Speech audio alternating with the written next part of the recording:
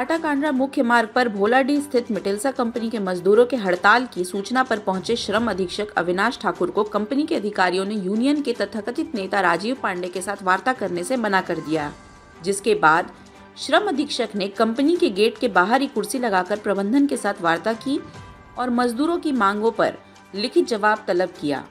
दिन भर चले इस हाई वोल्टेज ड्रामे के बीच कई नाटकीय मोड़ आए।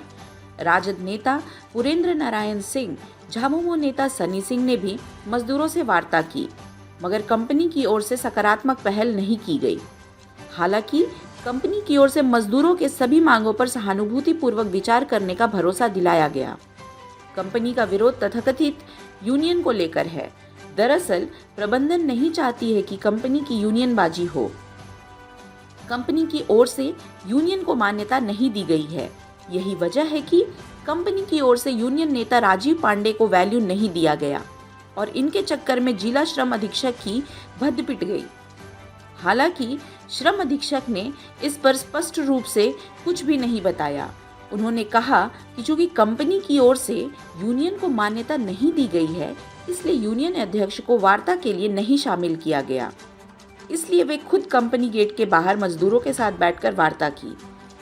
उन्होंने बिंदुओं पर उनसे रिपोर्ट मांगी गई है। उनकी प्राथमिकता मजदूरों को आंदोलन को समाप्त करना है। मजदूरों ने एचआर अरशद अली और प्लांट हेड शशि कुमार पर जबरन मानसिक प्रताड़ना देकर उनसे काम कराने का आरोप लगाया है। मिटेल्सा वर्कर्स यूनियन के अधीक्षक राजीव पांडे ने बताया कि दोनों ही अधिकारियों ने औद्योगिक शांति भंग करने एवं श्रमिकों को आंदोलन के लिए उकसाने का प्रयास किया है। उन्होंने बताया कि उनका यूनियन निबंधित है। यूनियन से मजदूर न जुड़े, इसको लेकर बीते 27 फरवरी को कंपनी के पदाधिकारियों एवं सदस्यों से जबरन मजदूरों से यूनियन के विरोध में जबरन हस्ताक्षर कराया गया है, जो कि पूर्णतः गलत है। बिना वेतन के प्रतिदिन 3 से 5 घंटे का ओवरटाइम कराने को लेकर मजबूर किया जाता है। श्रमिकों पर मानसिक दबाव बनाकर जबरन कार्य करवाया जाता है ताकि मजदूर विरोध प्रदर्शन के लिए मजबूर हो। उन्होंने बताया कि कंपनी परिसर में हुई दुर्घटनाओं की अनदेखी की जाती है। कंपनी की सुरक्षा उपायों का पालन नहीं किया जाता। वर्क स्टैंडिंग ऑर्डर की प्रति कंपनी के नोटिस बोर्ड पर नहीं लगाया जाता है। व्हाट्सएप के माध्यम से 5 मिनट में नई नीतियां लागू कर श्रमिकों पर जबरन प्रभाव डाला जाता है। नाइट शिफ्ट अलाउंस नहीं दिया जाता है एवं वर्क स्टैंडिंग ऑर्डर की प्रति भी उपलब्ध नहीं कराई जाती है। यूनियन अध्यक्ष राजीव पांडे ने इस पूरे मामले की उच्च स्तरीय जांच करने एवं दोषियों पर अनुशासनात्मक कार्रवाई करने की मांग की है। मांग पत्र है। मांग पत्र के अनुसार कंपनी के जो रिप्रेजेंटेटिव आए थे उन सबसे पूछा गया है। 2 दिनों के अंदर सभी पर जवाब मांगा गया है, जो भी परेशानियां हैं मजदूरों की, और कोशिश की जा रही है कि 10 दिनों के भीतर सारा निराकरण हो जाए और सबको जो है जो भी बकाया है वो मिल जाए।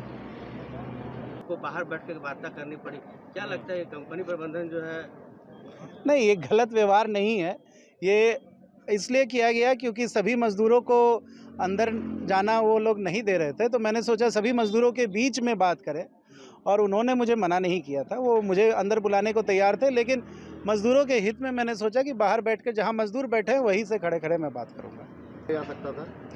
अब मजदूर नहीं चाहते थे कि पांडे जी के बिना जाएं, तो अब हम इसीलिए यहीं पर बैठ गए। वो अपने प्रतिनिधि को भेजना चाहते थे, और चूंकि अभी रिकॉग्नाइज्ड यूनियन नहीं है तो उनका हक है। जब रिकॉग्नाइज हो जाएगा तो इनके बिना बात नहीं करेंगे।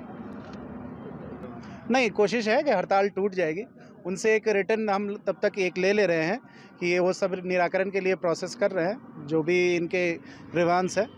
और हम यही सभी मजदूरों से निवेदन करेंगे कि सब अपने काम पर लौटे, काम को ना रोके, क्योंकि इसी से सभी का घर चलता है, और अपना सुचारू रूप से काम करें। करना पसंद कर रहे हैं। आज सरायकेला के मेटाल्सा इंडिया प्राइवेट लिमिटेड के मजदूरों द्वारा जो विगत 15 वर्ष से यहाँ कार्यरत हैं, उनको एन क्रेन पराकेन, यहाँ के plant head Shashi Kumar, HR Arshad Ali द्वारा विभिन्न कारणों से विभिन्न प्रकार से मजदूरों को प्रताड़ित किया जा रहा था, शोषण किया जा रहा था, जिससे लेकर के मजदूर एकजुट हो रहे थे। जिसके पिछले 1 वर्ष से मजदूरों ने अपना जो संवैधानिक अधिकार है, उस अधिकार के तहत यूनियन का निबंधन कराने का जो संवैधानिक प्रक्रिया है उसके तहत चल रहे थे। हमारा यूनियन जो है वो निबंधित भी हो गया। जैसे कंपनी प्रबंधन को यह सूचना मिला कि हम लोगों ने ये शोषित मजदूरों ने अपना यूनियन बना लिया है, इसकी निबंधन हो गई है, तो कंपनी प्रबंधन द्वारा मजदूरों से जबरन कंपनी परिसर में मीटिंग के नाम पर यूनियन से अपना सदस्यता वापस लेने के लिए दबाव बनाया जा रहा था तथा उनको धमकाया जा रहा था कि यदि तुम कंपनी इस यूनियन से अपना सदस्यता वापस नहीं लेगा तो कंपनी से तुम लोग को बैठा देंगे, किसी भी कारण में तुम लोग को फिर दोबारा वापसी नहीं होगा। जिससे मजदूर डर गए थे और मजदूर को घेर करके दबाव की स्थिति में मजदूरों से जबरन साइन कराया गया था। जिसके बाद हमारी यूनियन ने मीटिंग करने के बाद कंपनी प्रबंधन को चेतावनी दिया, यदि 72 घंटा में हमारी जो मांग थी उसको भी हमने अवगत करा दिया। यहाँ के प्लांट हेड तथा मुख्य प्रबंधक जो हैं मैक्सिको में, उनको भी अवगत कराया कि हमारी मांग जो है उसको अविलंब अब 72 घंटा में पूरा किया जाए। जो स्टैट्यूटरी डिमांड है, जो नियमतः बनना चाहिए, मजदूरों को मिलना चाहिए।